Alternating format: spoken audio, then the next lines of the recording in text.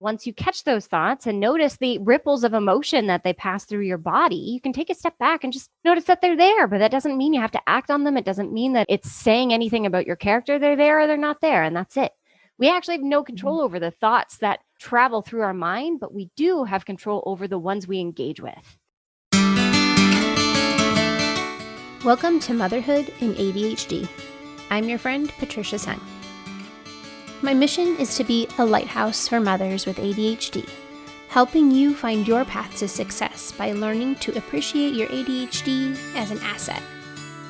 I'm seeking to change the paradigm that ADHD means your life is doomed to be a hot mess. So I'm sharing strategies and encouraging you in your pursuit of happiness to love who you are every day of your ADHD life.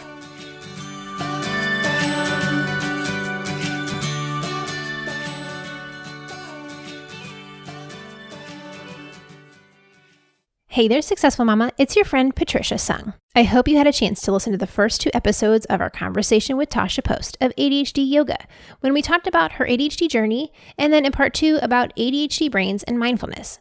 Today, we're talking about what mindfulness is and what it isn't, the 4 parts of mindfulness, why our ADHD brains struggle with it, and what we can do about it. We also talk about how to do mindfulness in the everyday and with our kids.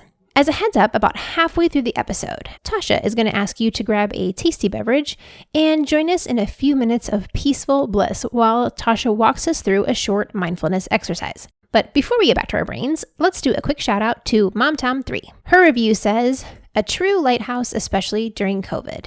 Really so blessed to have found your podcast." Thank you, MomTom3. I am also so blessed to have you and you, Mama, here as part of my community and my ADHD support group.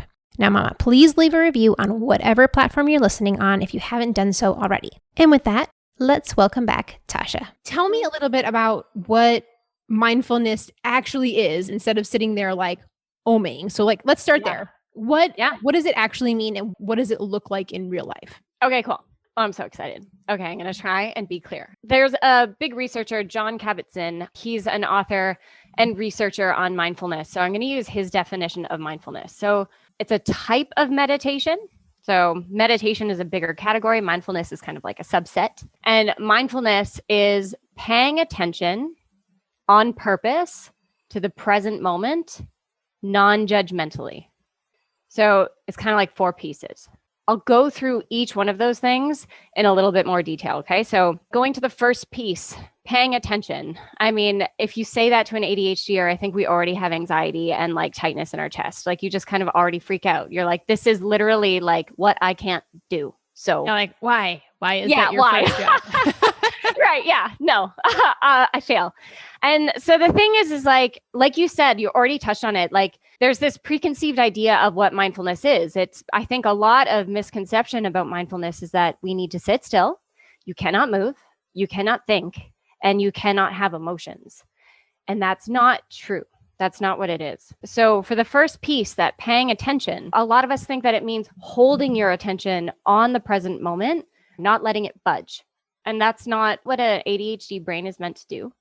But the thing is that's not really what mindfulness means. Mindfulness is not holding your attention on something. It is deciding what you're going to pay attention to, trying to keep it there as much as you can, and then noticing when it wanders off and bringing it back. So it's this dynamic equilibrium of just constantly noticing it drift and bring it back. So when ADHDers are like, I can't pay attention, that's okay.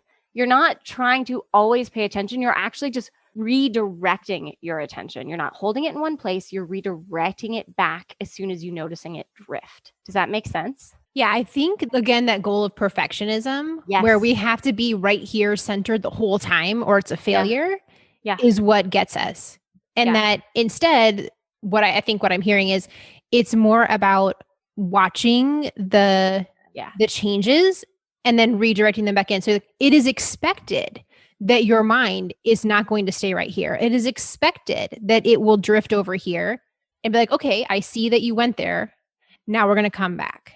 Yeah. And that it should be effortful in that like training process. Like, I don't know if mindfulness is supposed to be effortful. It can be. It's not supposed to be easy. Like in theory, it's very simple. You're just paying attention to the moment. You're bringing your attention back and back to something you decided you're going to pay attention to. But in practice, that's hard.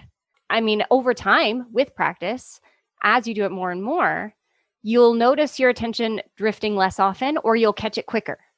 Mm-hmm. Sometimes you'll realize 10 minutes have passed and you're thinking about your to-do list and you hadn't even noticed that your mind drifted away from your breath. Mm-hmm. And so that's where ADHDers, we get upset because we think, frick, I only decided to spend 10 minutes meditating and this whole time I've been thinking about what I need to do tomorrow. I failed, but you didn't. You noticed at the end of that 10 minutes that your attention drifted.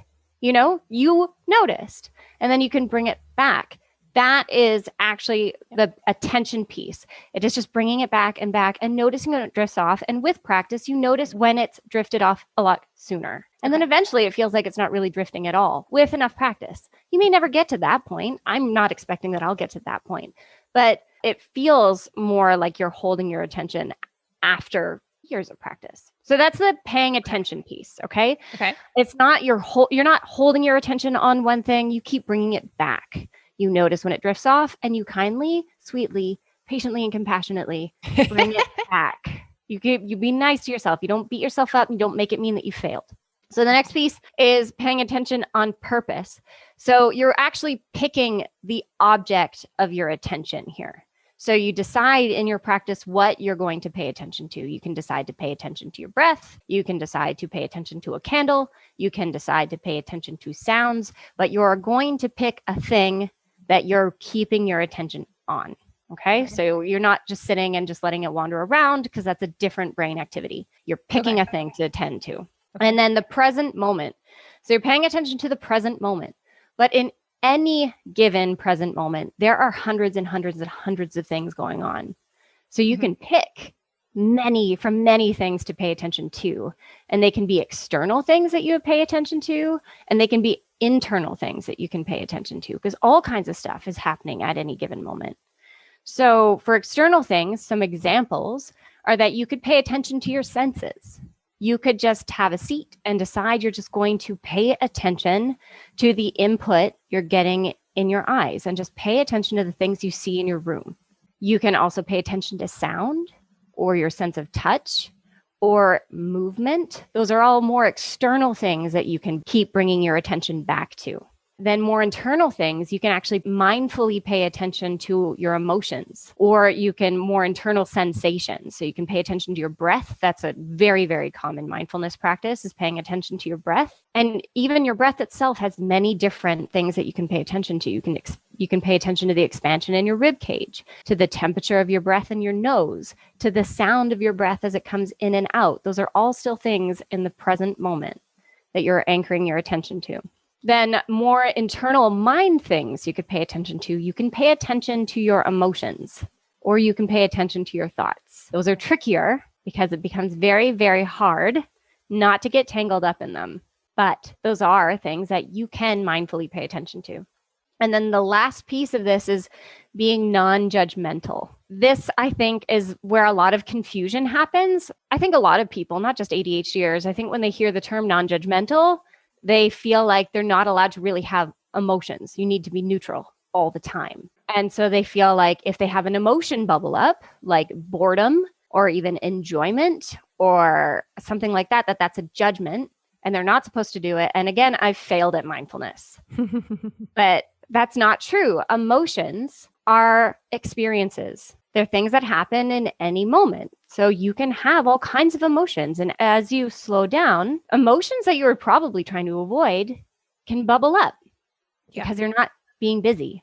So emotions are created by our thoughts. And thoughts, they're just things that happen to us. They just kind of drift in and out of our mind, in and out of consciousness. So an emotion and our thoughts are just experiences that we have. So that means that you can actually mindfully, non-judgmentally watch positive, neutral, and negative emotions, which is a really healthy thing to do. So the difference between being judgmental with an emotion and just being an objective, non-judgmental experiencer of an emotion is if you notice, like in this practice, that you're getting frustrated, because a lot of ADHDers may get frustrated, and that's okay. So you might sit there and notice that you're getting frustrated. And then if you want to mindfully sit with it, You can be objective. You observe it in your body. So you can think, I'm having the experience of frustration. I feel a tightness in my chest. I feel my shoulders shrugging up to my ears. I notice my thoughts getting faster and my heart is racing. So that's not judgment. You're having a negative experience, but you're observing it objectively. It's just data you're collecting there. You've labeled it, you've observed it, you've watched it move through your body, and you can sit with it. And then you can also watch it dissipate. You can notice that it peaks and then kind of dissipates. So that is a mindful practice of noticing emotion, something more internal. I don't think with ADHD, we do too much of the just watching it. Yeah. And then let it kind of the wave crest and fall. We get so amped up in the rising that we don't even let it hit that natural exit. Yeah, we don't wait. We act on the peak and then that's it. And then we just live in regret. Yes. So we have a very quick peak too. We don't have a lot of time between the onset of that emotion and the acting on that emotion, and I think the practice with mindfulness is that it actually kind of drags that peak out so you can actually feel it. You become more observant of those emotions ramping up so that you can catch them before you act on them and regret them later. But yeah, so the emotion piece, I wanted to touch on that, the non-judgmental aspect, because I really do think that that's a piece that not just ADHDers get stuck on, but people in general learning mindfulness get stuck on. That non-judgment means emotional neutrality, and that's not zero emotion as opposed to watching it and letting it be.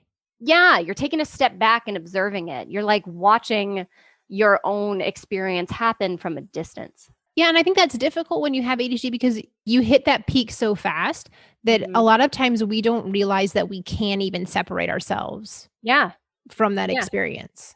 Yeah. And we think that too, because the thing is, again, our emotions come from thoughts that we have, and our thoughts are so fast. As ADHDers, we think every thought that runs through our head is also true. And that's another thing that comes with mindfulness is you can, if you get in the practice of taking a step back and watching the thoughts wash through and just sail through your mind, you realize what's true and what's not, and that you aren't your thoughts. Not everything is fact. And then once you catch those thoughts and notice the ripples of emotion that they pass through your body, you can take a step back and just notice that they're there. But that doesn't mean you have to act on them. It doesn't mean that it's saying anything about your character. They're there or they're not there. And that's it. We actually have no control over the thoughts that travel through our mind, but we do have control over the ones we engage with. That's what happens when we start believing that they're fact, and when we think that they're true, and when we start letting them ramp us up. That's what we have control over. And that's, again, what mindfulness is taking a step back and observing as opposed to engaging. Hey, Mama, have you been over to my website and grabbed any of the free ADHD resources I've got? You can make your mornings more peaceful, overcome time blindness hurdles, learn ways to treat your ADHD beyond the obvious medication option, or grab a copy of all of my favorite ADHD resources on one page. You can snag these all on my website at patriciasung.com/resources, and I'll email you the PDF or the video. Now, don't go putting in your spammy junk email, okay? I'm not going to send you junk. I email you once, maybe twice a week. For sure, I'll send you a note about this week's podcast topic, and if I'm having a particularly organized week, I might email you again about what's working for my ADHD this week, or venting about whatever executive function disaster happened. Your inbox is where I spill more of the beans. And if you change your mind, you can always unsubscribe, right? Plus, I really love hearing back from you. So write me an email back. Tell me what's going on in your life or what you want to learn about next. So go grab those free goodies, and I'll see you in your inbox. So John Kabat-Zinn uses this analogy that I love about mindfulness, that basically our thoughts and our emotions and the activity in our mind is like a river. The traffic going through, we don't have control over it. It's just passing through this river. And mindfulness is the practice of sitting on the riverbank and watching it go by. And ADHDers are very much in the practice of jumping straight down into that river. We watch those thoughts go by, and then we jump in that river and we chase after them. That's where the problems come. That's why we have that impulsiveness and that reactivity to them. Mindfulness is sitting on the riverbank and watching them go, which I really love as an analogy. So that was not a short explanation, but that is mindfulness. Okay, mamas, Tasha is going to lead us through a mindfulness activity. But before we do, I want to go through my lightning round questions. And then that way we can all end on this beautiful soft note of our practice today. So, lightning round. All you have to do is complete the sentence. Oh, God. Number 1, the best thing I've read or listened to recently is The Testaments by Margaret Atwood. Number 2, my most boring about me fact is I'm right-handed. Number 3, when I'm having a rough day, my go-to quote, song, poem, book, activity, whatever is my dad used to say this to me. The extra 5 hours of work is not worth the extra 5%. I would spend hours studying to go from a 90 to a 95. Not worth it. That is good advice, Dad. Mm-hmm. Okay, number 4. Don't tell anyone I was going to say I killed a pothos plant because those are super, super resilient, but I told everyone. That's all over my Instagram. so you can tell whoever you want. Don't tell anyone I can't keep creatures alive. Yeah. All right. Number 5. If I had a magic fairy wand for one spell, I would fly. Ooh, that sounds Is that a spell? I'd fly. And number 6, my best piece of advice for mamas with ADHD is be really open about your own experience with ADHD if you have it. I think that would help. That creates a lot of shame resilience. Really open with your own experiences. Okay. Now, before we get into our demonstration, how can the moms connect with you? If they're like, man, Tasha's my girl, I want to know what she's up to. Tell them, like, what do you do and how do they find you? Yeah. Okay. So I'm a yoga teacher. I have an online yoga studio. So you can come. I have an online membership. You can go to my website, adhdyoga.ca or adhdyoga.com. Both will take you to the same place. I will put those in the show notes. Yeah. Okay. And you can join me there. I have a recorded library of yoga practices as well as mindful practices. You could also find me on Instagram, which is adhd.yoga.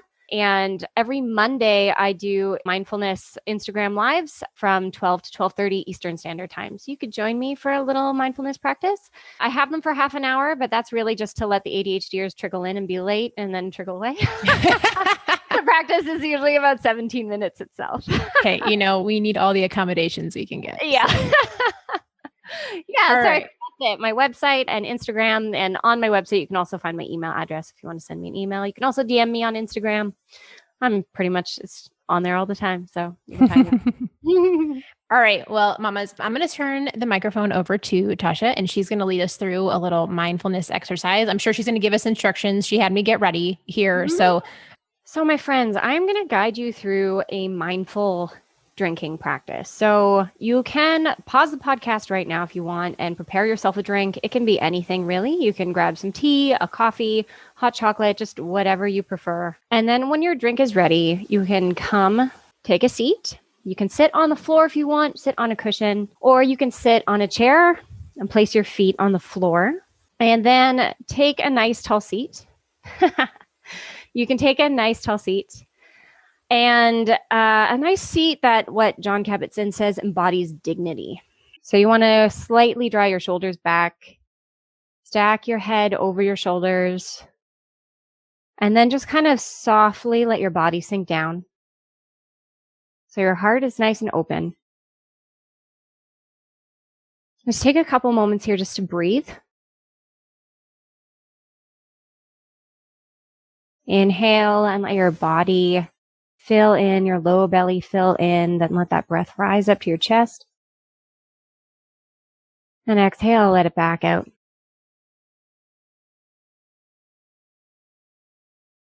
And take one more breath like that. And let it out. So the great thing about mindfulness is you can do formal and informal practices, which means that any activity that you do in your day can become a mindful practice because you can bring your attention to the present moment, the senses or sensations going on. So today you're going to bring your attention to your drink. So having a drink is something that we do without thinking about it, and usually something that we do when we're doing something else. But today you're going to bring your full attention to having this drink. Really turn your attention to all of your senses, and I'll guide you through them. So you can slowly open your eyes if they're not already open. And pick up your cup and hold it in your hand.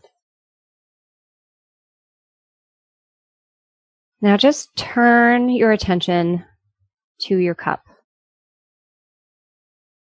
and look at it like you've never seen it before. This is what's called a beginner's mind.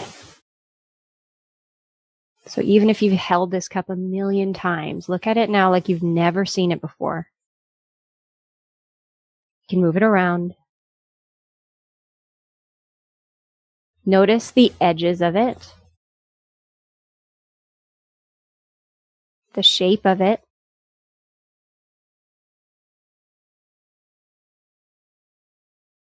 Notice the colors.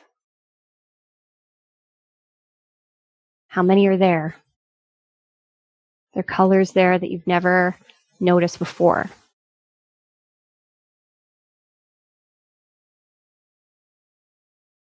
Bring your attention to the texture.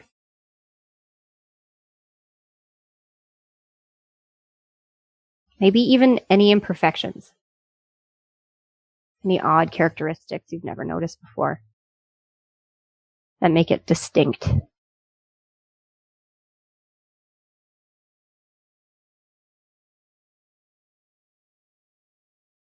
Then turn your attention to the actual liquid itself inside the cup.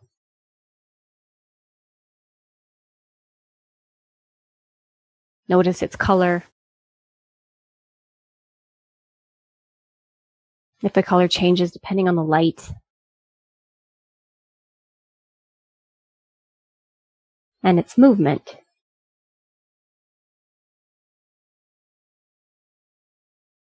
Any steam rolling off of it. Bring your awareness to the patterns.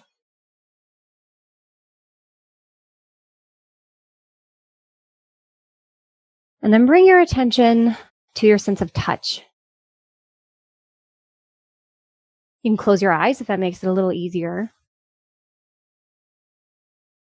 And just move your hands over your cup and notice the textures.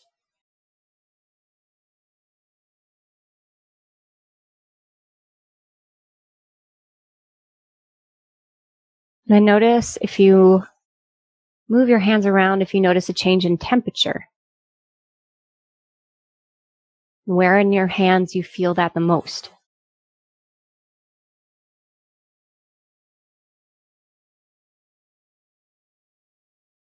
And then notice the weight of the cup in your hands.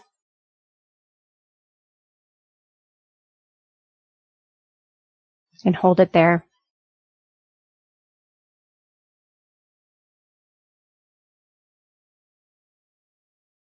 And then you can slowly guide and lift the cup up towards your face. Don't take a sip yet, just lift it up towards your face. And bring your attention to your sense of smell. You may also notice that you feel a change in temperature as the cup comes closer to your face. You may notice that lifting the cup up towards your face was a perfectly coordinated movement that you barely had to think of. And then bring your attention to your sense of smell. Notice all the different aromas. Any sweetness, any nuttiness. Take a deep inhale. See how many aromas you can just notice. And as you're here, you might realize, and you may notice your attention drift away. And just know that that's perfectly okay. When you notice it drift, guide your attention back very gently and kindly back to these sensations. The heat, the smell, the weight, and the sights.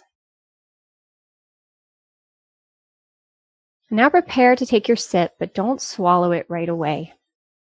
Just notice the coordination of your muscles as you lift the cup to your lips and take a sip and hold it.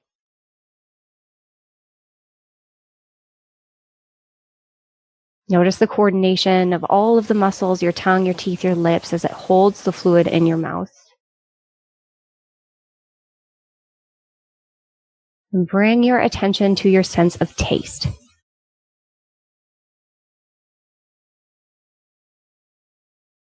Notice if your sense of taste changes if you move your drink around your mouth.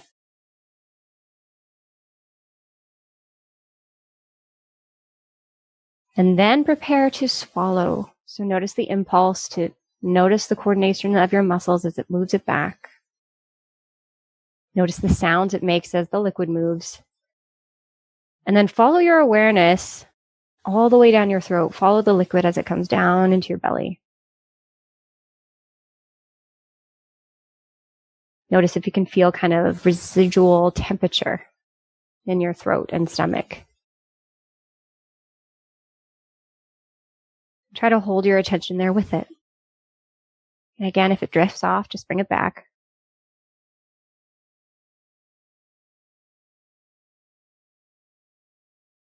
Then expand that awareness from your belly to the rest of your body.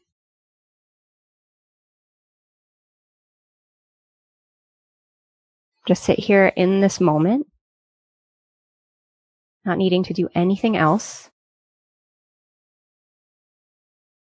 Just aware of the moment as it's unfolding. And you don't need to do anything but be here with it.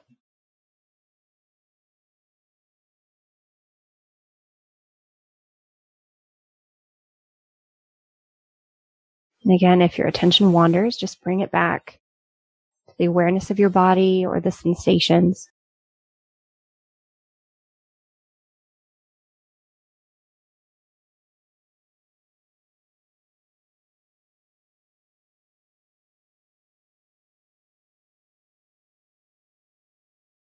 Then take a nice deep inhale in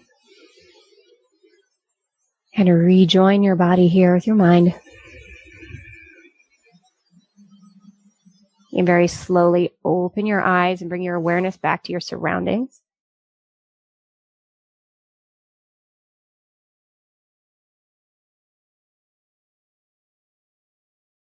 Take a couple nice deep breaths. You can either continue to have your drink this way mindfully as you take your next sip, or just continue on your day. I hope that was nice and peaceful. Thank you so much for being here today. No problem. Thanks so much. Thank you for listening to Motherhood and ADHD. For more resources, head over to our website, www.motherhoodandadhd.com.